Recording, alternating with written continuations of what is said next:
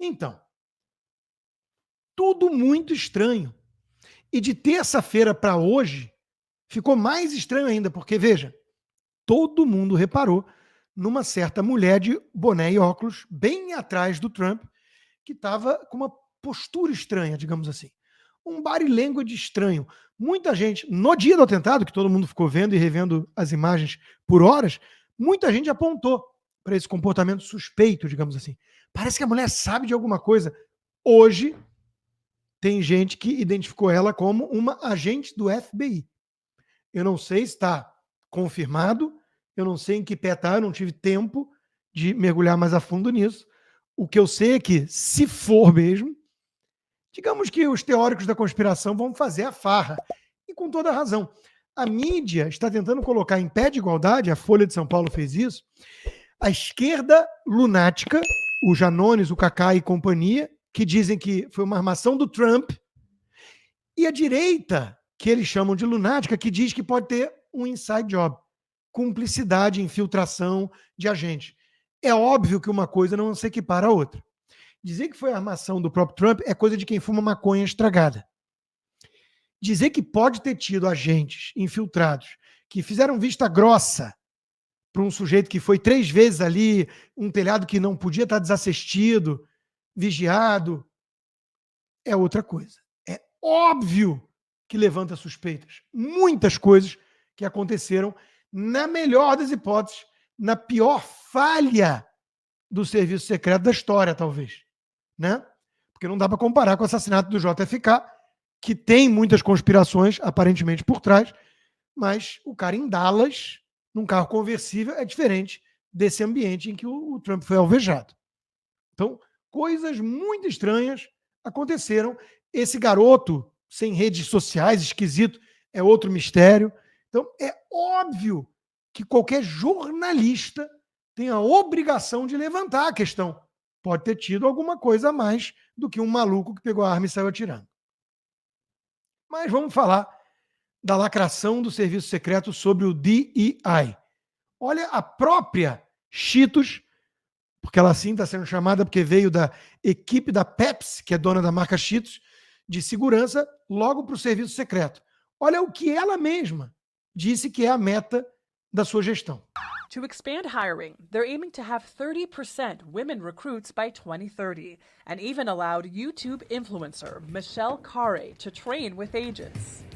But I'm very conscious, as I sit in this chair now, of making sure that we need to attract diverse candidates and ensure that we are developing and giving opportunities to everybody in our workforce, and particularly women. That workforce will be pivotal for the 2024 campaign season, which for the first time includes a former president who already has lifetime protection. Agents were there when Donald Trump was arraigned in New York. We were able to work out the details ahead of time of how that particular day was going to go, but we will always ensure the safety of all of our protectees that we have. The service has a zero-fail mission, a mission officers are training to uphold, pretending this field is the most famous address in America. Pois é, né? Alguma coisa muito estranha aconteceu. Na melhor das hipóteses, podemos até atribuir a incompetência. Afinal de contas, quem toca um serviço secreto com essa mentalidade de cota, de política identitária, em vez de uma única obsessão, meritocracia, ter os melhores agentes para garantir a maior segurança possível aos clientes, é alguém que merece ser demitida. Ela deu uma entrevista depois na ABC, admitiu que foi inaceitável a falha, se é que foi, e perguntaram, você vai pedir renúncia então? Ela, não. Quer dizer, o governo Biden é um governo da mediocridade, não da meritocracia. É um governo que quanto mais você erra, mais você é poupado, porque não pode demitir uma mulher que você empoderou para ficar à frente do serviço secreto, cuidando da segurança do Trump, ao menos. Né? Agora, a chegada do Trump no Republican National Convention mostra que ele entendeu o que aconteceu. Né? Donald J. Trump.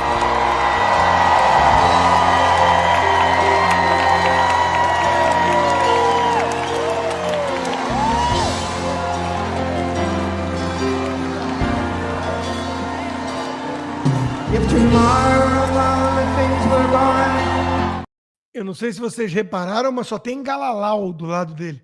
Só homem grande. Para proteger um sujeito de 1,90 m e poucos, não pode ser uma mulher baixinha, gordinha. Não pode ser eu. Não pode ser uma mulher baixinha, gordinha que não sabe colocar a arma no coldre. Né? Então, é óbvio que isso é bizarro e chamou a atenção do mundo. Antes da política identitária, era o sujeito aí da esquerda. Agora é a mocinha que não tem condições de ser agente de serviço secreto. E dizer isso, obviamente, não é preconceito. Preocupado com inclusão e diversidade, Serviço Secreto comete pior falha em 43 anos. Reportagem excelente do Gabriel de Arruda Castro, na Gazeta do Povo. Você quer entender o hiato de salário entre homem e mulher? Primeiro lugar, não existe, porque é comparação de laranja com banana. Comparam a média, sem ignorar, sem levar em conta, ignorando se é para a mesma função ou mesma produtividade, que é mais importante do que a mesma função, porque nem todo indivíduo executa a mesma função com a mesma eficiência. Mas comparam a média. Agora, vamos ver para a mesma função. Se houver distância de salário, está aí a explicação. Ó. Talvez seja essa, né? Talvez seja essa. Agora, eu escrevi sobre esse assunto essa semana na Gazeta do Povo. Aí um amigo meu virou e falou assim, Rodrigo, porque vai haver um backlash, o Elon Musk se posicionou, o Bill Ackman já está comprando essa briga com as universidades. Não dá mais para levar a sério essa palhaçada de política identitária. Aí veio um amigo meu e falou assim, Rodrigo, não seja bobo. É óbvio que eles vão puxar da cartola isso aqui que o Financial Times puxou. O serviço secreto é alvo de ataque misógino depois da tentativa de assassinato do Trump.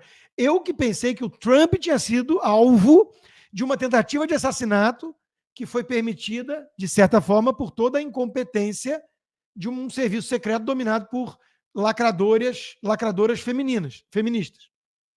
Mas a preocupação do Financial Times não é com a incompetência gritante que quase tirou a vida do Trump. É com as críticas que eles chamam de ataques misóginos. Vai plantar batata, Financial Times, antes que eu me esqueça. Né? Bom, meus amigos, se você quer...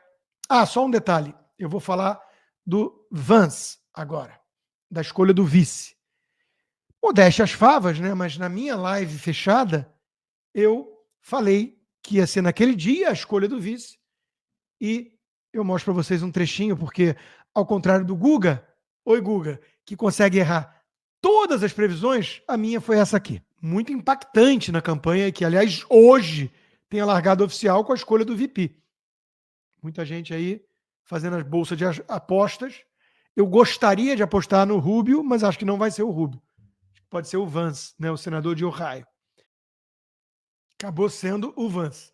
Então, vamos falar um pouquinho disso. Antes, meus amigos, se vocês querem garantir segurança e bom retorno à sua poupança, às suas economias, a minha recomendação é a SameSide, aquela gestora que o nome já diz, e é verdade, está com interesses alinhados aos dos seus clientes. Eu sei da seriedade e da competência dessa equipe, porque eu era sócio deles. Então, SameSide é a sua gestora de recursos recomendada por mim, pela Boss Consta. Vai lá no site bossconsta.com, na ala de serviços tem lá a SameSide, manda uma mensagem que a equipe da turma lá do Carlos Chu vai atendê-lo de forma muito concierge e o seu dinheiro estará em ótimas mãos. Olha só, antes de entrar no Vance, o que significa o Trump ter passado por tudo que passou e estar lá resiliente, fazendo o desfecho da convenção republicana que se encerrou ontem à noite, tarde da noite, e eu estava cobrindo o discurso dele, longo discurso, junto com a minha amiga Ana Paula Henkel e com o Piotr na Oeste. Né? O Conor McGregor, grande vencedor, grande lutador, aliás, o Dana, dono do UFC, fez o discurso introduzindo o Trump, né? O cara tem 78 anos, é um bilionário, Podia estar em qualquer lugar do mundo, num iate, ou curtindo aí os campos de golfe mais belos do planeta, mas ele está lá arriscando a vida, porque obviamente ele se torna alvo do Irã, do Putin, do Xi Jinping, do Maduro, do Lula, de todos esses psicopatas perigosos com aliança com narcotráfico e bandidos, né, tiranos, assassinos, e ele está lá levando tiro, quase morrendo. Por quê? Porque ele acredita, de fato, nos Estados Unidos e no que a América simboliza. E ele vem apontando com alguma coerência há décadas que o caminho que vem seguindo o país é o pior possível. Então, meus amigos, você pode achar o que você quiser do Trump. Não dá para negar que ele é patriota e badass. Fodão seria a melhor tradução para badass. Quem considerou o Trump um badass depois que ele levantou daquela forma do tiro? O próprio Mark Zuckerberg, o soja, dono da Meta, né? Democrata. Então, meus amigos, tem um clima de virada.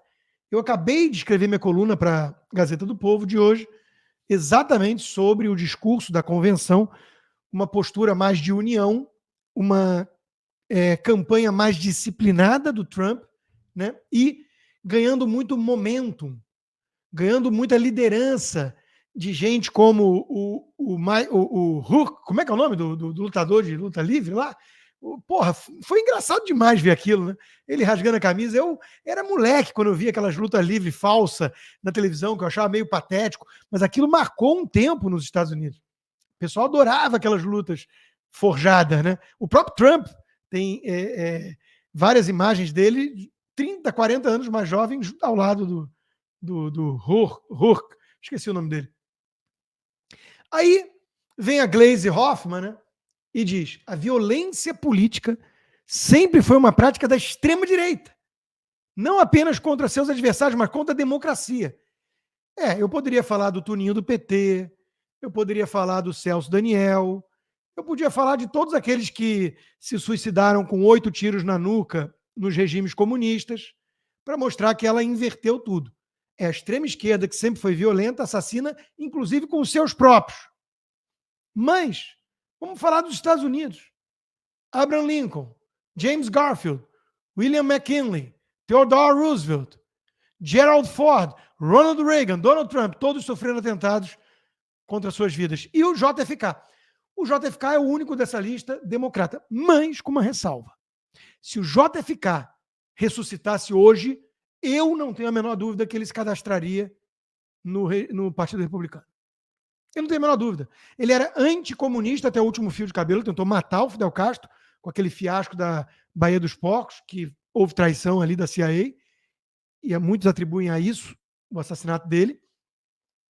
Era a favor de menos impostos, ou seja, ele jamais seria um taxade da vida, e vamos falar disso já já, e ele anticomunista e católico. Então, meus amigos, ele estaria no Partido Republicano hoje, tá? Então, Gleisi, como você mente? Aí, quando o atentado é contra direitistas, e podemos sair dos Estados Unidos e falar do Bolsonaro, e falar do Abe no Japão e tantos outros. Aí, a esquerda radical, a extrema esquerda, se manifesta de forma totalmente genérica e abstrata. Olha aqui o Barroso. A política exercida com integridade e idealismo é uma das mais nobres atividades humanas. A violência, independente da motivação, é sempre uma derrota do espírito. Eu sou um poeta maravilhoso. E a vida civilizada é feita de ideias e não de agressões. Fofo, aplausos para o Barroso. Que vago, que genérico. Não menciona o Trump, não menciona a retórica do Partido Democrata que vem demonizando o Trump. Nada disso. Vocês conseguem imaginar se fosse o contrário? Esse pessoal é muito cínico. Muito cínico. Olha o Lewandowski. Aumento de armas em poder dos cidadãos coloca em xeque a democracia. A culpa agora é das armas. Das armas. A retórica democrata que diz, e o próprio Biden afirma, que o Trump é como Hitler ressuscitado, que a maior ameaça que a democracia americana enfrenta na história é Donald Trump, isso não tem nada a ver com o clima no país. Nada a ver. O discurso de ódio é sempre da direita, que tem que ser perseguida e calada para salvar a democracia. Diz o iluminado moderado Barroso, que não tem lado, porque ele está muito acima disso, mas repete junto com os comunistas da Uni: nós derrotamos Bolsonaro. Por falar nisso, é óbvio que todo mundo fez o paralelo. Não é para menos. E é óbvio que é perigoso ser um líder de direita no mundo hoje. É óbvio.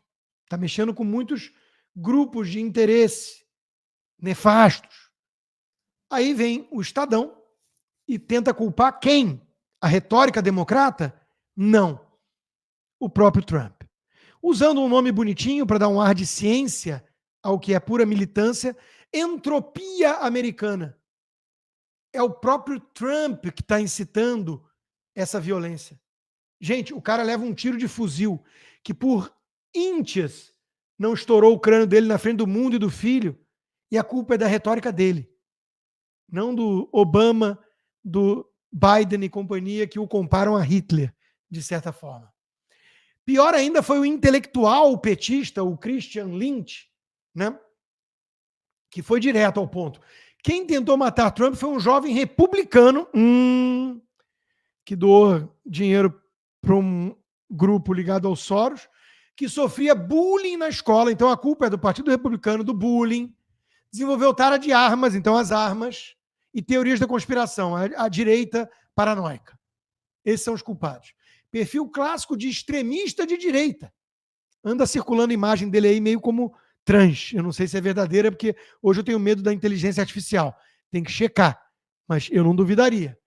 Uma coisa a gente tem certeza, ele é alguém que odeia Trump, né? Trump quase foi morto pelo mundo que ele criou. Olha o nível de canalice de um intelectual respeitado pela esquerda, Christian Lynch. É impressionante o nível dessa gente. Sem falar da imprensa, claro, né? Trump cai do palco. Tomou até nota, né, dos leitores da plataforma X. Jornalismo tem que colocar na manchete a essência do que você quer noticiar. Ninguém diria que o importante daquilo que a gente viu é o Trump cair no chão com aquilo que parece sangue, daquilo que parece tiro. Claro que a gente tem que ir para o humor, né? Como o site Babylon Bee. Trump está salvo, deixando apenas um candidato morto. O Biden. O Vance gerou, digamos assim, alguma desconfiança em alguns republicanos mais tradicionais. Em alguns conservadores, como a National Review e por aí vai. Né? Ele virou católico mais recentemente. Isso, para mim, pesa muito a favor dele. É alguém que entende a guerra cultural, que não acena para a seita ambientalista, pró-vida, condena o aborto, mas ele tem uma pegada mais populista na economia. Ele está preocupado com resultados concretos para a classe média baixa. Ele veio disso. Ele era aquilo que se chama White Trailer Trashers. Né? O filme que a Netflix produziu a partir do seu livro, que virou um best-seller, Hillbilly Elegy, né? É um filme muito bonito, muito comovente, eu vi recentemente, e conta isso. Filho de viciado em heroína, num ambiente de muita pobreza, meritocracia tirou ele e colocou ele no rumo certo. Ele se formou com summa cum laude em Yale Law School, virou senador muito jovem e vai ser o segundo vice-presidente mais jovem da história se for eleita a chapa dele, com Trump. Então, meu amigo, não é para qualquer um. É um cara inteligentíssimo. Vai ser um massacre o debate dele com a Kamala Harris. Mas gera alguma desconfiança, por quê? Porque ele se mostrou um pouco vira-casaca em algumas coisas. Eu não vejo necessariamente isso como um grave defeito. O David Sachs, que tem apoiado bastante o Trump, escreveu aqui: quando as torres gêmeas caíram, ele foi lá e se alistou imediatamente nos Marine Corps. E foi lutar. Foi servir como jornalista de guerra e ajudar lá contra os inimigos.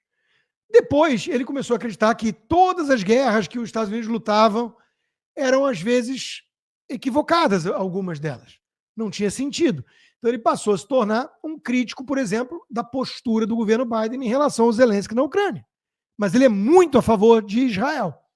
Então, ele está fazendo escolhas seletivas com o que ele acha que faz sentido. Você pode até falar, eu acho que ele está errado em relação à Ucrânia. Tudo bem, é um bom debate, mas não torna ele um vira-casaca falso, oco. Ele já xingou o Trump. Em 2016, vários conservadores olharam para o Trump com muita desconfiança. O Ben Shapiro é um deles.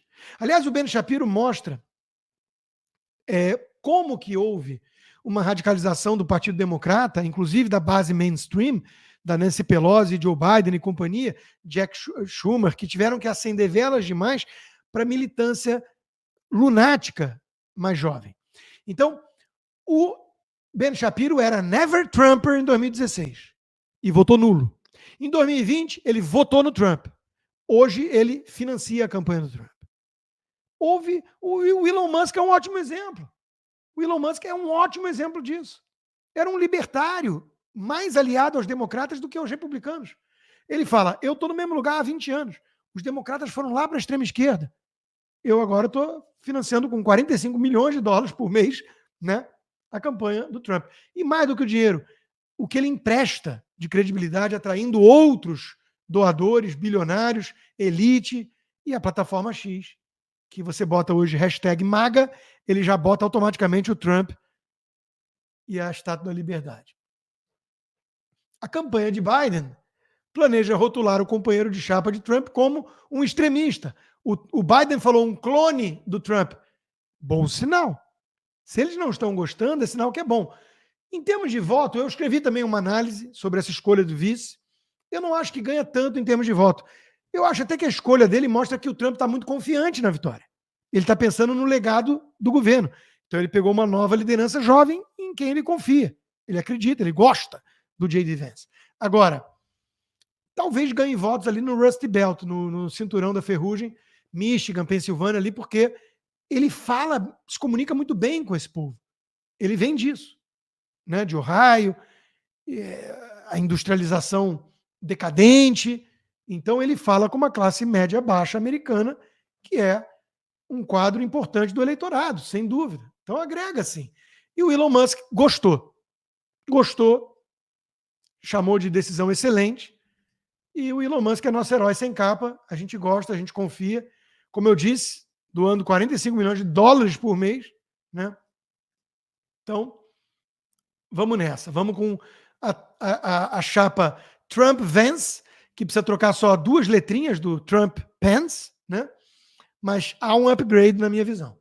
Porque o Mike Pence foi escolhido ali por uma necessidade de acalmar o público evangélico que desconfiava muito de quem era o Trump, que é um cara meio fanfarrão e você não está escolhendo ele para ser o seu pastor moral, o seu reverendo.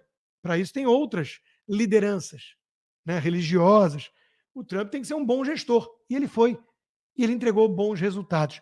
Ele entregou resultados tão bons que, no fundo, eu acho que o Biden ainda vai votar nele. E eu não estou de sacanagem. Olha o Biden aqui num ato falho, quase falando Make America Great Again. So tonight, I'm asking every American to recommit to make America, think about it. Eu adoro o think about it. Think about it quando ele se enrolou todo.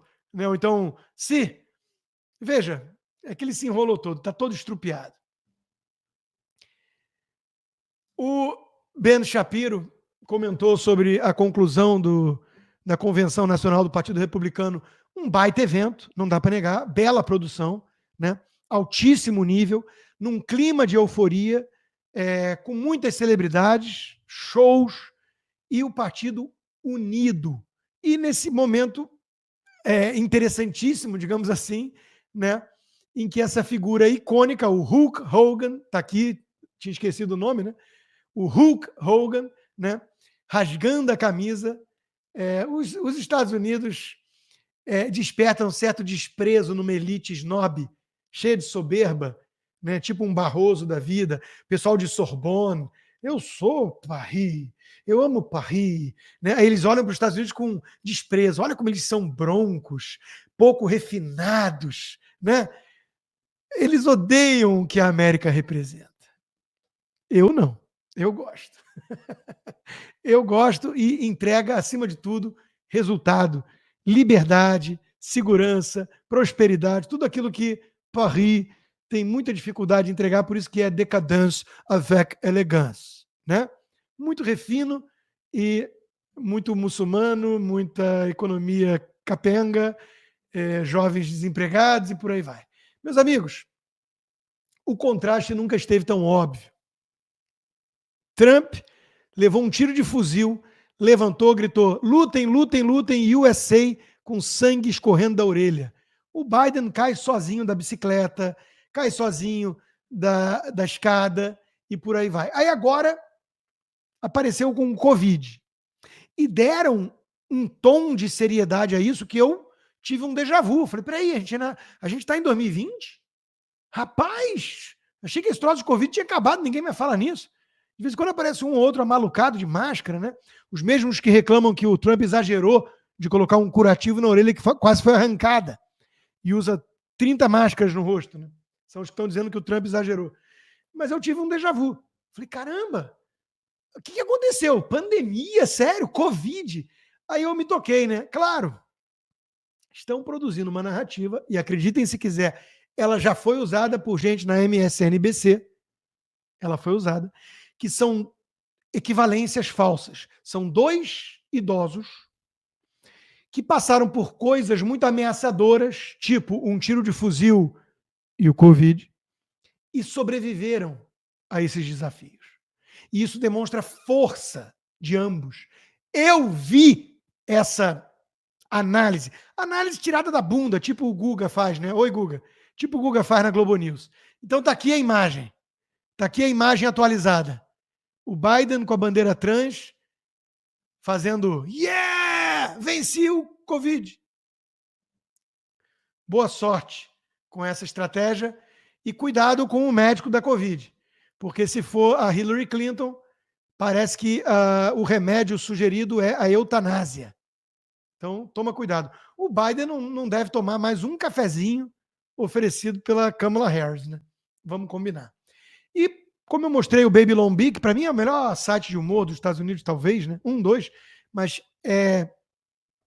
essa piada quase não tem graça, porque a gente lembra também de suspeitas de fraude eleitoral aqui nos Estados Unidos. O presidente mais popular da história americana, com 80 milhões de votos, muitos deles por correio, está sendo inundado com pedidos de renúncia da candidatura. É estranho, né? No mínimo, estranho. O cara é ultra popular e todo mundo quer que ele saia no Partido Democrata. Imagina se ele foi eleito com 80 milhões de votos. Mas é assim que a Globo News lida com um atentado a Trump. Agora são 8 horas mais 2 minutos pelo horário de Brasília. Você vai ver logo mais no Jornal Nacional. O ex-presidente americano Donald Trump fazia um comício na Pensilvânia. De repente foram ouvidos sons que pareciam ser de tiros. As imagens mostram um candidato do Partido Republicano colocando a mão na orelha e depois se abaixando do palco. Agentes do serviço secreto que fazem a segurança de Trump correm até ele. E as pessoas que estão perto começam a gritar. Trump foi retirado do local e as imagens mostram aí o que parece ser sangue também no rosto dele. Eu fiquei na dúvida se brotou ketchup, se ele tinha instalado na orelha, talvez, alguma coisa para cuspir ketchup. Vamos chamar o Janones como especialista, ou aquele sujeito que a Globo News chamou para falar que foi encenação, né? Um sujeito ligado ao Foro de São Paulo, defensor do Maduro. Essa é a Globo News. Depois cai 38% da audiência, dá traço e não entende por quê, né? E aí fica ouvindo as análises do Guga Chakra. Oi, Guga. Escreveu o seguinte: Trump, divino ou despótico? Após sobreviver ao atentado, Trump se tornou figura messiânica para os súditos, para os opositores ele, Guga incluído, é o apocalipse para a democracia. Vamos lembrar que o Guga já falou que o Trump era mau e que o Biden ia trazer tranquilidade para o mundo. Tudo bem que veio a saída trabalhada do Afeganistão, o Talibã pegou de volta o país, o Putin invadiu a Ucrânia toda, estão em guerra até agora, com milhares de mortos, o Hamas matou 1.500 israelenses, está tendo uma guerra até agora por conta disso. Ele errou um pouquinho a análise, mas o Trump é do mal. E ele está incomodado que os trumpistas estão dando um tom messiânico depois que o cara virou na hora para falar de um gráfico e graças a essa mudança de segundos, milésimos de segundos de curso da cabeça dele, ele está vivo. O Guga está incomodado com o tom messiânico, né? Ele acha isso muito decadente, muito pouco científico. Imagina a reverência que a mídia, os jornalistas sempre tiveram e demonstraram com Obama. O Obama era Deus no céu, e eles não ligam muito para esse Deus, que eles não acreditam, e o Obama na Terra, esse sim, figura divina. Imagina, né? Então, é a esquerda fazendo o que sempre faz, atacando os adversários de frente para um espelho. Uma análise infinitamente mais sofisticada, não dá nem para comparar, né? Comparar, enfim, não dá para comparar o Guga com o Flávio Gordon, mas a do Flávio Gordon, ele mostra sim que há um caráter messiânico e que não é novo isso nos Estados Unidos. Do nevoeiro de Washington à orelha de Trump, a ideia de providência na história americana. O nevoeiro do Washington não fosse aquele dia estar com fog, provavelmente os Estados Unidos podiam ter perdido a guerra de independência. Então, meus amigos, são coisas muito bizarras. Você pode ter muita fé na coincidência, ou você pode achar que tem alguma razão maior. Muitos dos eventos concernentes ao processo de independência americana revelam o poder da concepção religiosa e da crença na intervenção da providência divina na história. Isso é um legado judaico. A linguagem do judaísmo se tornou a linguagem central da metafísica americana, o pano de fundo implícito para uma visão americana especial da natureza, da história e do destino da humanidade. De novo, o Guga não precisa acreditar em nada disso, ele é mais sofisticado, assim como o Barroso. Ele só acredita nas seitas progressistas. Tirando isso, tudo ele acha brega e coisa de gente pouco refinada e inteligente. E ele pode se dar ao luxo de sinalizar falsas virtudes e fazer análise de merda da Quinta Avenida em Nova York, do apartamento talvez do papai, né? Porque ele habita essa bolha progressista que nunca é cobrada por suas análises equivocadas, por suas previsões estúpidas. Não há outra palavra.